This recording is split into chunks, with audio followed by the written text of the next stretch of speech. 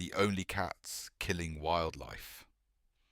Not too long ago, I came across one of those stories that makes you do a slow blink and wonder if civilization's final chapter is being written by someone with a crayon. Apparently, the Scottish government is considering banning cats. Yes, cats. Now, it turns out the story wasn't entirely true, more of a loose thread that someone pulled on until it became a scarf of nonsense.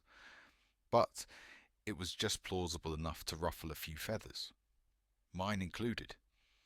In fact, I was very nearly spitting them. The reasoning, if you can call it that, was that cats are decimating the British wildlife, birds in particular.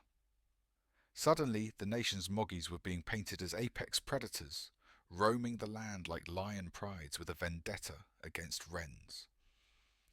Now, I'll be the first to admit that cats are hunters. It's in the bones. But to act like the entire ecological balance of this island has been upended by four-pawed familiars is, well, convenient.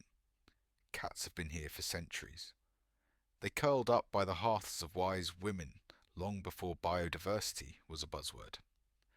Of course, back then, those same wise women were often accused of witchcraft. And their cats? Familiars. Evidence. Enough to see a woman tortured or burned. The cat's fate was rarely recorded, but I don't imagine it was much kinder.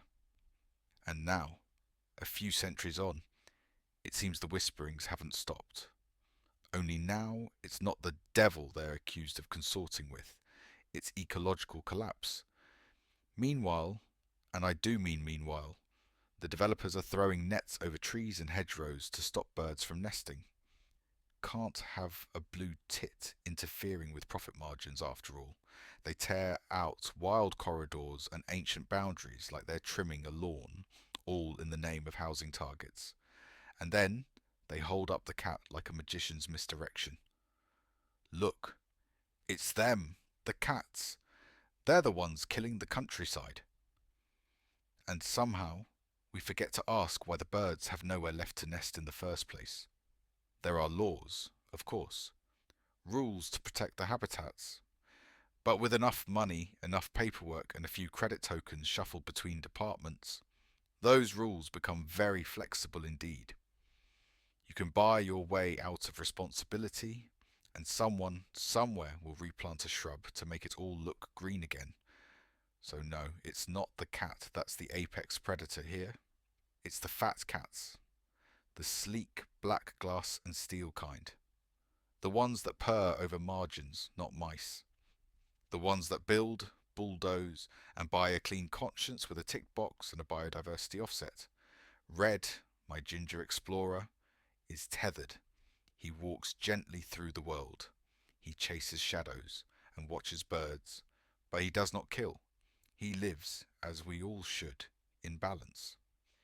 If we're serious about protecting wildlife, let's look honestly at the causes.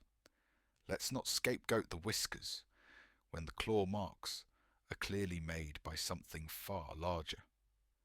Because the only cats killing the countryside are the ones that run on diesel.